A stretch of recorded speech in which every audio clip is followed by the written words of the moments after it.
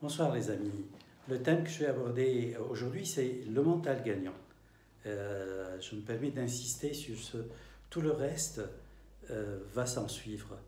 Il faut y croire, il ne faut pas laisser qui que ce soit de vous empêcher de réaliser votre rêve.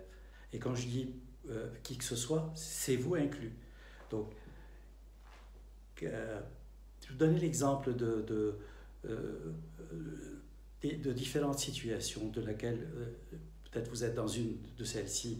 Vous savez, des gens aujourd'hui qui me disent bah, très bien Antoine, vous avez couvert dans des vidéos comment d'un stagiaire vous avez pu accéder à ces différentes fonctions et devenir patron de ces entreprises. Mais moi, je n'ai même pas de stage. Vous pouvez être dans une situation où vous avez réussi et vous êtes dans une période parce qu'il y a des changements au niveau des sociétés et puis vous vous retrouvez alors que vous avez 12-13 ans d'expérience avec l'envie de faire autre chose. Et donc vous dites, est-ce que vous envoyez vos CV et puis personne ne vous répond parce que votre profil d'expérience n'est pas ce que vous avez envie de faire. Donc il n'y a pas de situation facile et il n'y a pas de situation qui est impossible. Moi-même, j'en ai vécu une, parce qu'une fois que j'ai vendu mes différentes entreprises et que j'ai pris quelques missions de conseil, avant de le faire, j'ai été dans une idée de dire, eh bien, quand même, je suis connu, j'ai 25 ans d'expérience en France, les grands éditeurs comme SAP et comme Sage me connaissent, les clients me connaissent, je suis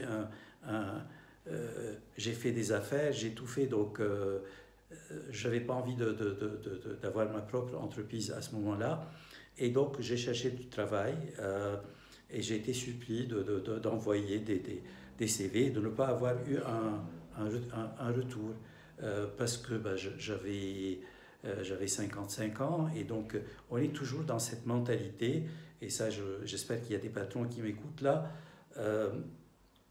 où on pense que les jeunes qui sont sans expérience, on n'a pas envie de les prendre parce qu'on a peur de se tromper, et que des personnes qui sont d'une certaine seniorité, on considère que on ne sait pas s'ils vont s'adapter avec une nouvelle entreprise, et donc c'est plus facile de prendre quelqu'un qui est de plus jeune et qui est de plus malléable. Eh bien, et j'espère qu'il y a quelqu'un qui est responsable de région ou des responsables politiques qui regardent également cette vidéo. Sachez que le PIB en France peut être de 5% supérieur si on arrivait avec que des personnes qui sont seniors, comme moi, qui ont envie, qui ont une expérience, parce que c'est l'expérience qui est très importante. Ce que vous considérez, ce que les entreprises considèrent comme quelqu'un qui a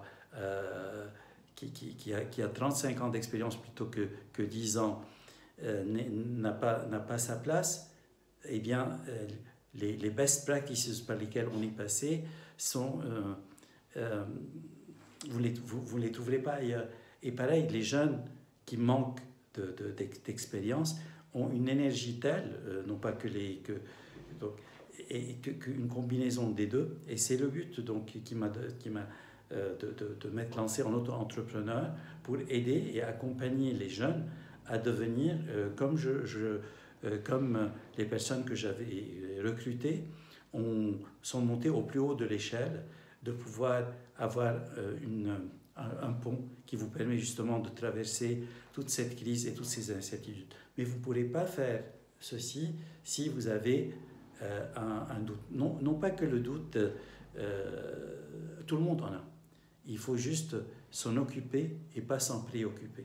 Et ça, c'est cette sagesse-là qui vous permettra de vous lancer. Et ce n'est pas une question, quand on est dans cette position-là, ce n'est pas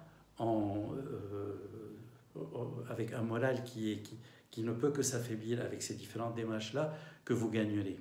Ce que vous devez vous dire, c'est de faire votre super vous. Au fait, vous devez bien être à l'écoute à travers les différentes données que vous allez trouver sur Google, sur le secteur et sur l'industrie que vous voulez être, sur les profils des dernières personnes qui ont été recrutées, quelles sont les expertises qui sont recherchées, et de pouvoir cumuler par vos lectures, travailler sur un autre, de raconter votre histoire, pas ce que vous avez seulement fait, parce que si vous êtes en changement de carrière, mais ce que vous allez pouvoir leur faire. Donc je vais prendre quelques exemples. Si je viens de sortir de l'université et que je maîtrise plusieurs langues, plutôt que d'être sur mon CV avec un stage que j'ai fait dans la vente d'une boutique qui ne va pas intéresser le patron, ce que je vais essayer de mettre en avant, c'est que je possède,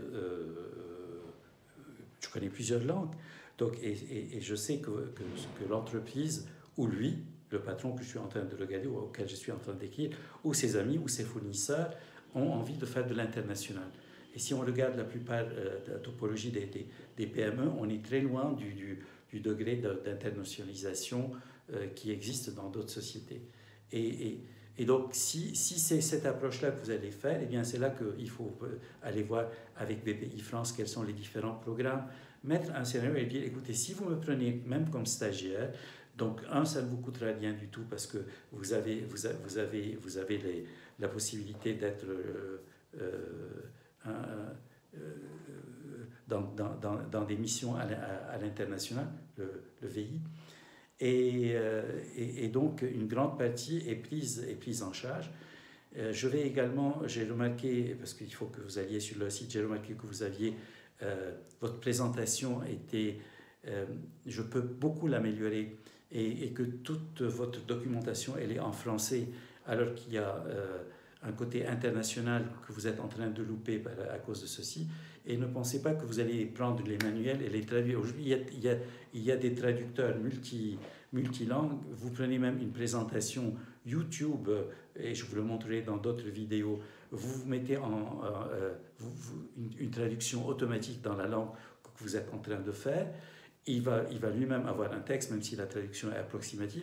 Mais par contre, vous pouvez la transformer en chinois, en espagnol, en tout. Donc, ce que le patron de la PME n'a pas eu le temps nécessairement de voir les différentes possibilités.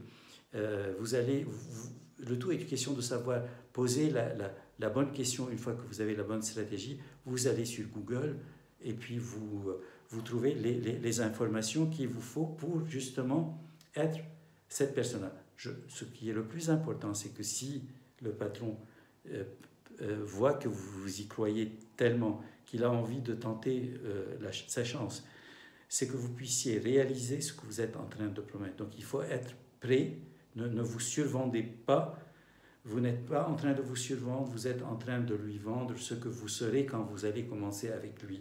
Donc c'est sur cette stratégie qu'il faut axer.